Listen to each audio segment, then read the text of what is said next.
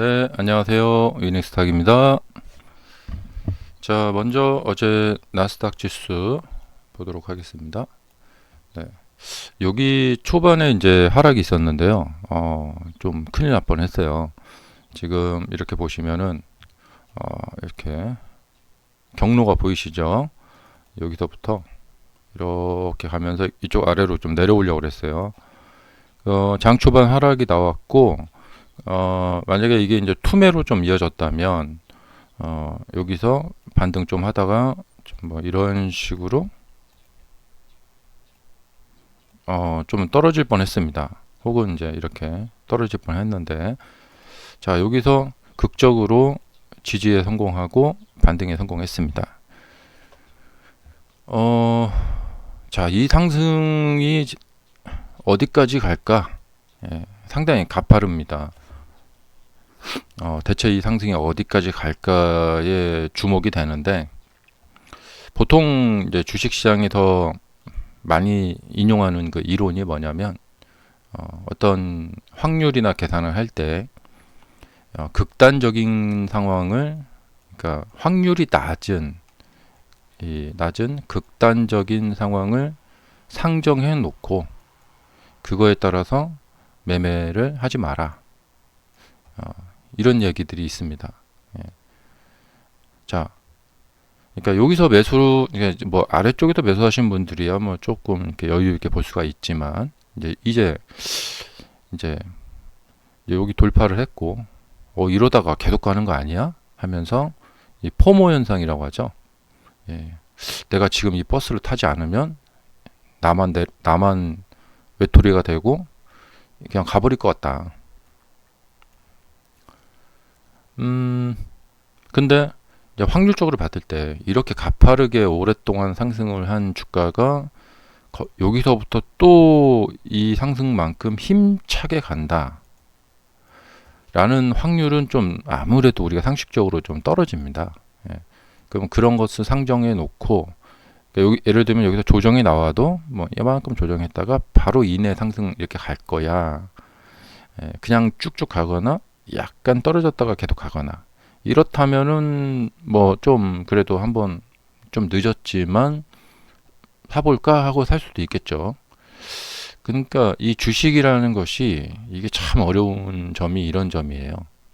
그러니까 어떤 주식은 타이밍의 예술이라고 하죠. 자, 아래쪽에서 이제 이 추세 전환이 되면서, 이 추세가 돌파되면서 이런 뭐 적절한 그 매수 타이밍에 매수를 하지 않게 되면 계속해서 어떤 궁지에 몰리게 됩니다.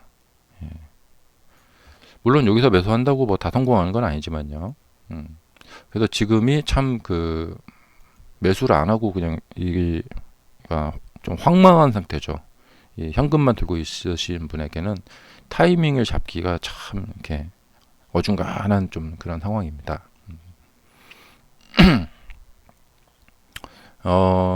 근데 이제 제 경험상 보면은 늦었다 생각이 되면 다음 기회를 노리는 편이 낫다.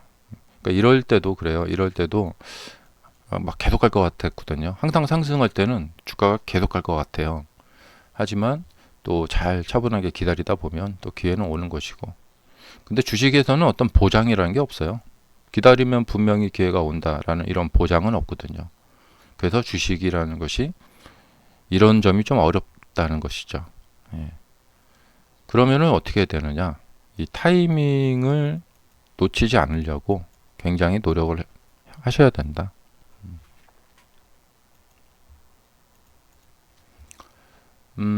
작년에 제가 이 테슬라가 이렇게 급등을 할 때, 제 주변 사람이나 저희 수강생님들한테 이런 말씀을 드린 적이 있어요. 이게 지금 계속 올라갈 것 같지만, 이걸 따라잡지 않으면 큰일 날 것 같지만, 그래도 여러분 자신의 운을 믿어보세요. 주식도 운이라는 게 있거든요. 예. 그리고 이제 기본적으로 주식의 법칙이 있고, 원리가 있고, 확률이라는 게 있어요. 그래서 뒤늦게 따라잡는 것보다는 다음에 다시 싸질 때까지 기다려 봅시다. 예. 그런 말씀을 드린 적이 있고, 예. 그리고 그 얘기를 듣고 제 말대로 따라하면 안 되겠죠.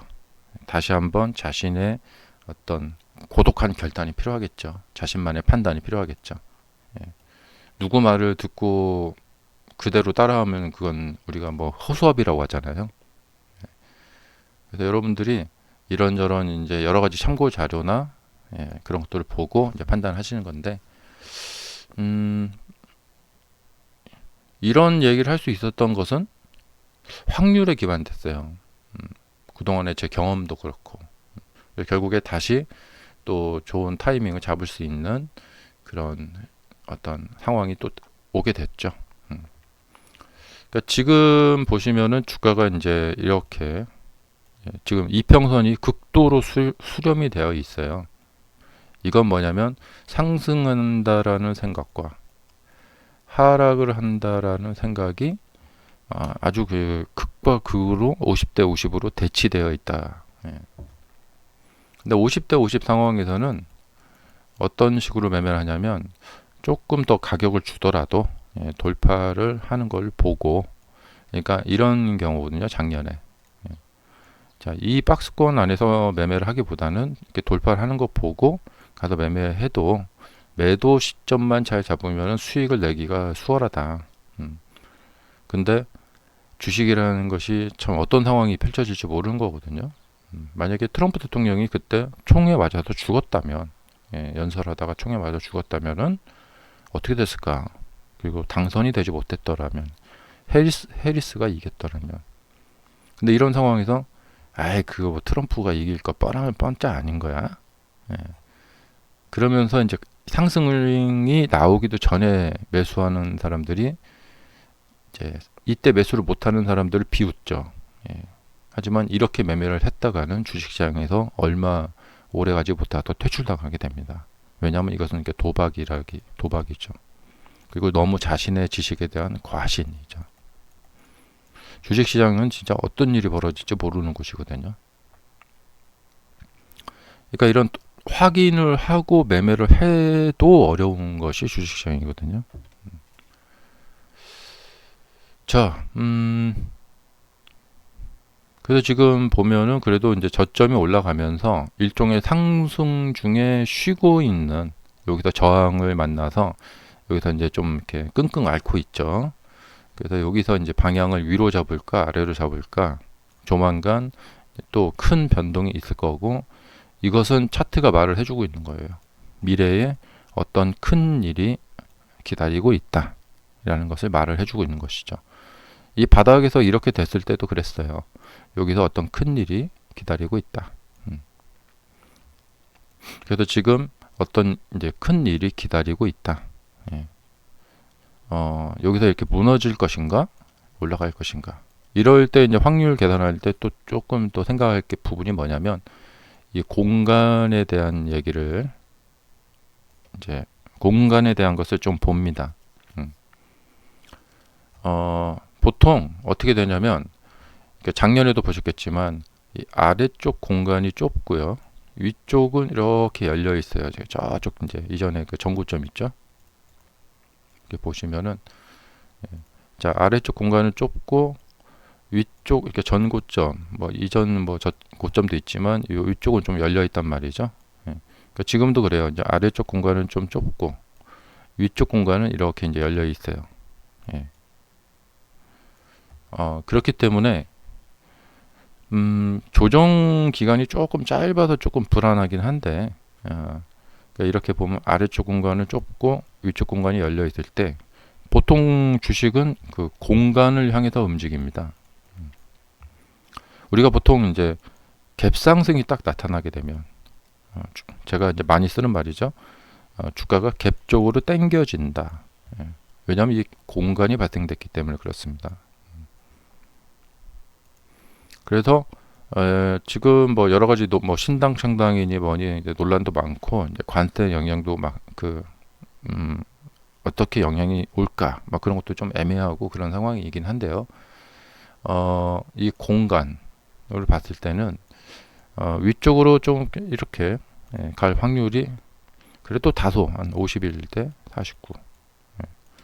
근데 이제 문제는 뭐냐면 이제 주식 시장에서 어떤 그 패턴이 많이 나타나냐면 이 올라갈 때 여기를 한번 이제 지지선 한번 살짝 깼다가 이렇게 가는 경향이 좀 있어요.